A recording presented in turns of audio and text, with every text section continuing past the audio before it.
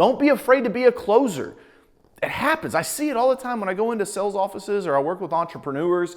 One of the biggest changes I make is telling them, like, get forceful.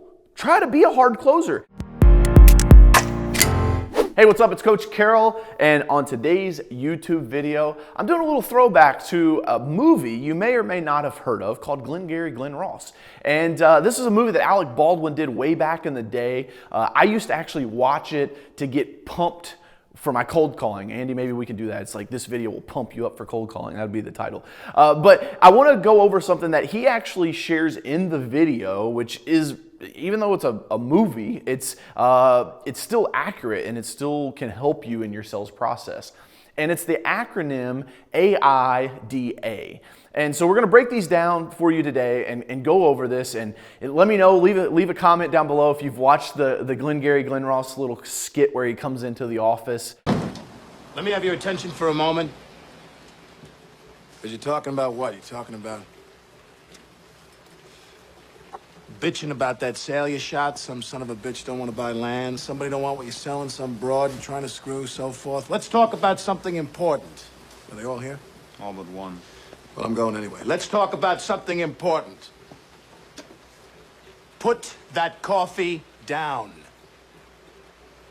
And gets the guys, I don't know if he gets them charged up. It used to get me charged up watching it, but hopefully you've seen the video. If you haven't, Andy can slide some clips in here and we'll have a little fun with it. So let's hop right into this. A.I.D.A. What's the first A stand for? It stands for attention. You have to have someone's attention, right? Cardone's big on this. Is like, you can't sell someone something if you don't have their attention, right? Someone can't give you money if they don't know who you are. So the first job as a salesperson, or really as a company when it comes to branding or advertising, is you have to gain the attention of your market. You have to be able to be known. Andy was just telling me a story about, he was at dinner with a guy the other day and was telling him, hey, I work at Carroll Media, and the guy also owns a little power washing business, blah, blah, blah. And the guy's like, DJ Carroll? And it's like, oh yeah, small world, right? It could just be because, we're in a small town, but also I like to think that I've done a great job of creating brand awareness and getting that attention around my business. And that's what we really do with Carroll Media, right? We use our advertising technology services to build brand awareness and help scale web presence and brand awareness online. It's super important. You have to get attention. I cannot beat it into your head enough. The first A in A.I.D.A. is attention. If you don't have the buyer's attention, you cannot pitch them properly. They're not going to call you. There's a lot of things that will go awry. But in the sales process in itself, like when you're across the table from the prospect, you have to realize, if they're on their phone, right? Like if they're not paying attention to you and they're not engaged in the sales process, your chances of closing that deal is slim to none. Likewise, I've seen salespeople that don't know how to silence their phone. They don't, they don't know how to be present in the moment, and their attention is elsewhere, which can also ruin a deal. So, first A is attention. You got to get it. You got to keep it. Next, we're going to talk about the I. I is interest. There has to be interest in the deal, the product, the service that you're selling. If you have their attention, fantastic. But if they're not interested in what you're selling, it's a moot point at that very moment. This is where in my SOSC, and there's videos on my YouTube channel here, maybe Andy, we can link it at the top. I've got a playlist on the SOSC sales process. We try to find the opportunity. That's what the O is. And in the opportunity is where you can drum up the interest in your products, your service, your offering. And so we have to make sure that the prospect has interest in what we're selling. We do this by asking questions, right? You ask yes questions and no questions. What do I mean by that? A yes question is, they're they drive in, if you're selling cars and they drive in, their cars just beat all to hell. Do you need a new car? It's a yes question. You're like, yeah, man, look at this thing, right? So I had a mentor, Mark Smith, tell me one time, he said, DJ, never ask a question you don't already know the answer to. Meaning, don't set yourself up for a surprise in the sales process. And so to gain interest from the prospect, it's important that you ask yes questions and no questions. It's like, I'm going to ask you some questions I know you're going to say yes to, but I'm also going to get some of these no's out of the way and ask you questions that you're going to say no to, and I know you'll say no to. And it's like a psychological thing that you can do with this, and not to get too deep just in a simple YouTube video here, but when you look at the psychology of it, if customers or consumers can get no's out of their mouth, you're not saving them for the end when you ask for the sale. So we've got the attention, we've got the interest. AI, now we've got to do the D. We've got to make a decision. A buyer that doesn't make a decision doesn't move the deal along. You have to do trial closes. This is where trial closes come in, are super important. You have to do trial closes to see if this customer is ready to make a decision. One of the biggest deal breakers of all will be all the decision makers aren't present, right? You've probably seen this before. As like you pitch, you're feeling good, you're ready to go for the close. Oh, I got to talk to my wife. You feeling good, you go for the close. Oh, I got to talk to my husband. It's because you didn't make sure before you entered the decision part of the process, you didn't make sure that all decision makers were present. Super easy tactic that you can use here. Say, Mrs. Jones, before we get going any further, are there any other decision makers that kind of need to be involved in this? Oh yeah, it's my husband, Mr. Johnson. Great, when's the time we could schedule for both of you guys to come in and talk? When's the time I could schedule to come to your property and both of us could get together, right? The decision process, the A.I.D., the D, the decision, you have to make sure you paint this out so that all decision makers are present. Without that, your ability to close the deal drops dramatically. I would say 50% sometimes. And now what happens, here's where this really goes, is decision makers aren't present. So now you're having to do a follow-up. Then you drop the ball on the follow-up, which most salespeople do. Did you know that the average salesperson only follows up one time? Like 56% of all salespeople only follow up one time. It's terrible, right? But 80% of sales are made after 5 to 12 touches. So it goes to show you that only 10% of salespeople follow up 5 or more times. So 10% of salespeople are making 80% of the money.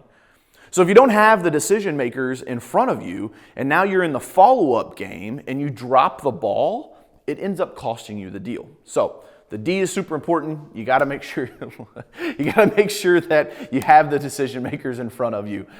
So attention, interest, decision, and then lastly is the A, action. And it's where the close happens, baby. My favorite part of sales, my favorite part of the deal, it's when you get them to lean on the ink pen, spill some ink, and close the deal. Don't be afraid to be a closer. It happens. I see it all the time when I go into sales offices or I work with entrepreneurs. One of the biggest changes I make is telling them, like, get forceful. Try to be a hard closer. Everybody's worried about like being this like, oh, I don't want to be that cheesy car sales guy that's like, overly abrasive. Listen, most of you aren't tenacious enough to be overly abrasive. Some of you guys had to go Google that word, tenacious. Tenacity, baby. Tenacity is what makes the big bucks. You know what it takes to sell real estate? It takes brass balls to sell real estate.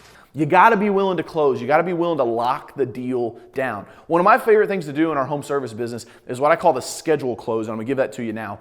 When you get to the price, when you get to the end where you're about to tell them, Mrs. Johnson, it's $500. Mr. Johnson, it's $15,000. I don't care. The price is irrelevant.